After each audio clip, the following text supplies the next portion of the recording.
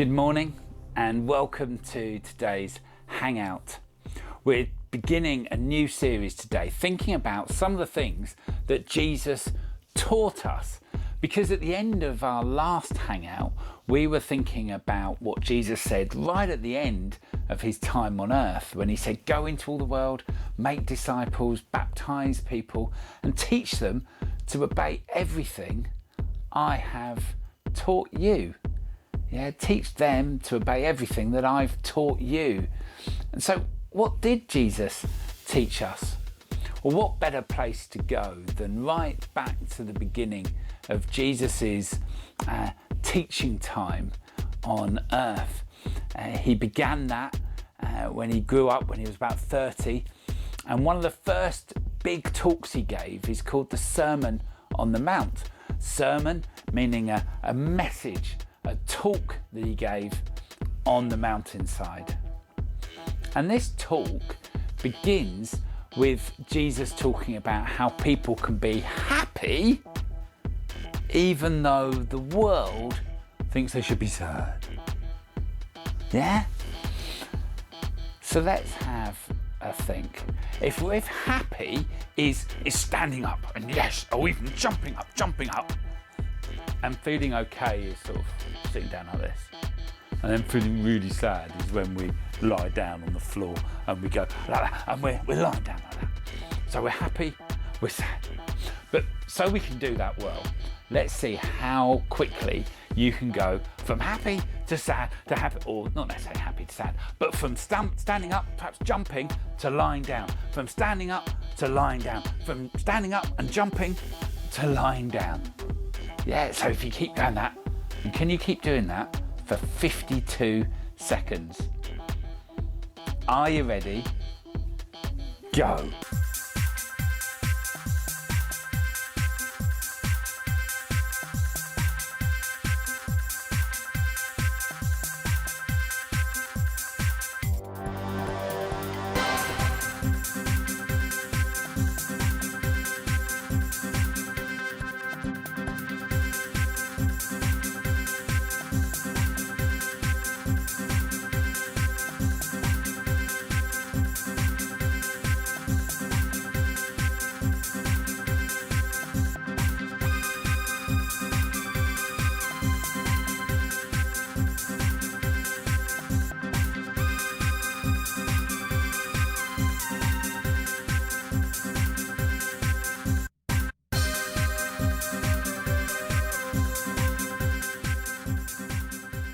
Well done.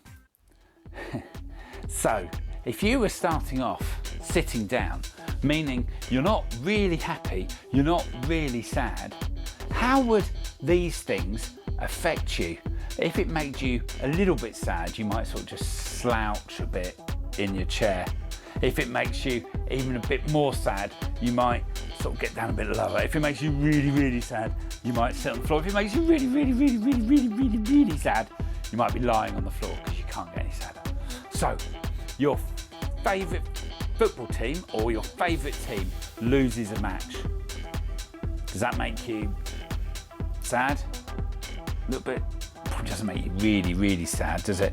What about when you wake up on Boxing Day morning, when you know it's another 364 days until Christmas? Makes you a little bit sad? A little bit sad? But it doesn't make you really sad, does it? Now, what about when you fall out with your best friend? That could be one that makes you really, really sad. What about when you feel guilty that you've done something? You feel real shame that you've done something wrong. That might make you feel really sad as well, doesn't it? Really sorry and sad. What about not being invited to a party? Yeah, that can feel really, really sad, can't it? What about, get sitting up again, what about not having a game console, not having a particular game console that you really, really would want? That make you a little bit sad? A little bit sad? No. So I think it's as sad as falling out with a friend, is it? No. But let's imagine that the worst things happen. So you have fallen out with your friend. You're lying on the floor to represent how sad you are because you've fallen out with this friend. Would any of these things make you get up a bit more? What about if one of your parents takes you to McDonald's? Makes you a little bit happier, but you're still falling out with your friend, isn't it? What about if you listen to your favourite music? Yeah, that might make you a bit happier, but it's still really sad. What about if you talk to your mum about, or talk to your dad or someone about what happened and how you're feeling?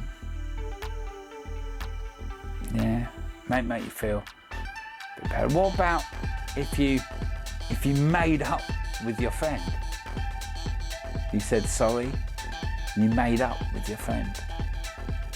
Yeah, that would make, probably not just sitting down, that might make you stand up. That might make you say, yeah, I'm really happy. What about if you talk to God about it? It's interesting to think, how could that make me happy? But Jesus said this, he said, happy are those who are sad. But he didn't quite say that. Let's have a look at what Jesus said. He said these things at the beginning of Matthew's Gospel, which is the first book in the new part of the Bible. The old part, which is all this big bit here, is really important because it's like the backstory of what happened. It's like the trailer of the main bit, which is this. So that's important, but the New Testament is really important. And then the Gospels, Matthew, Mark, Luke and John, who tell us about Jesus, they are so important. And then even within those bits, you have the bits where Jesus is talking, and that's just brilliant to look at. So this is one of those bits in Matthew chapter 5. It says, Jesus saw the crowds and went up a hill where he sat down. His disciples gathered around him and he began to teach them. Happy are those who are spiritually poor. The kingdom of heaven belongs to them. Happy are those who mourn. God will comfort them. Happy are those who are humble. They will receive what God has promised. Happy are those whose greatest desire is to do what God requires. God will satisfy them fully. I love, though, they're just the first half of what's known as the Beatitudes, when we have the right attitude about things. And these are amazing things, aren't they? Happy are those who know they're spiritually poor. You know, sometimes that's it, isn't it? When you're poor with something, you know you need help. And sometimes someone who is rich is the best person to help. And if we're spiritually poor, the best person to help would be someone who is spiritually rich. We can't get any richer than God and Jesus, who is so rich. So when we recognise that we need Jesus, we need him, we're spiritually poor because we're relying on the one who is rich. And it says, the kingdom of heaven is ours because he gives us so much. The next one says, happy are those who mourn, who are really sad because they've lost something. Perhaps they've lost a friend or a grandparent, someone who's died, and it's really sad and they're mourning. Perhaps they've lost a friend because they've moved away, or because they've gone off to a different friendship group. And we mourn and we're really sad.